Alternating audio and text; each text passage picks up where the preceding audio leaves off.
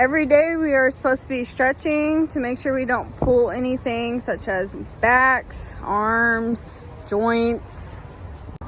Make sure we wear gloves and closed-toed shoes to remain safe while moving these cinder blocks and tables.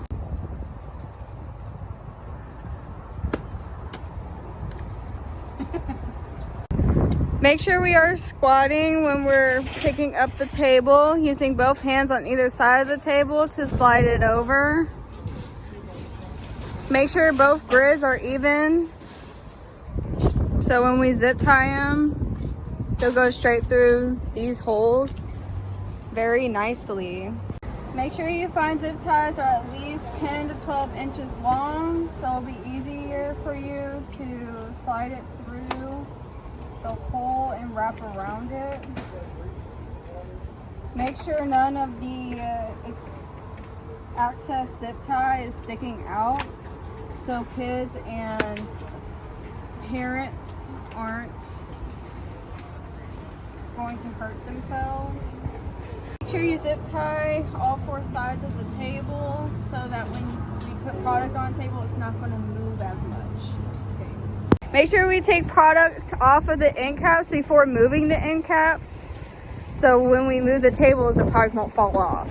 Make sure when lifting cinder blocks, you squat down, make sure your back is straight so you don't strain it, and lift up, walk over to where your designated place is, go down, go back up. Make sure we use 2 people when moving the end cap grids. Place them in the safe spot. Make sure we move the bricks vertically for the end cap pieces.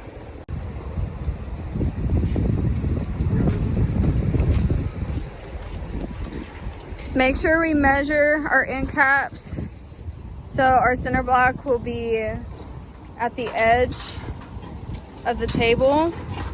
If needed to be adjusted, just move the cinder block or have someone help you move it. For the last end cap piece, you're going to stack it too high. And you're going to do the same thing. Measure your grid to the cinder blocks and adjust the cinder blocks as needed so the grid will be at the edge of the cinder block. Make sure we grab the blue cinder block pallets when stacking the excess cinder blocks. When stacking the excess cinder blocks, you're going to alternate them so when we do move it with a pallet jack, they won't fall over. For example, you see how this one's horizontal, these 2 are vertical, this one's horizontal, these 2 are vertical. So when we move it with a pallet jack or a forklift, they won't come tumbling over. If you have any extra tabletops, you're going to stack it on top of the tabletop cart and you're going to roll them into the shrub yard. Once you roll them back of the shrub yard, you're going to stack them on top of the tables that are already laid down and zip tie them. Make sure the holes are level with the ones that are on top of the table. This will be your finishing product, starting with your end cap, 2 brick high, 3 brick high.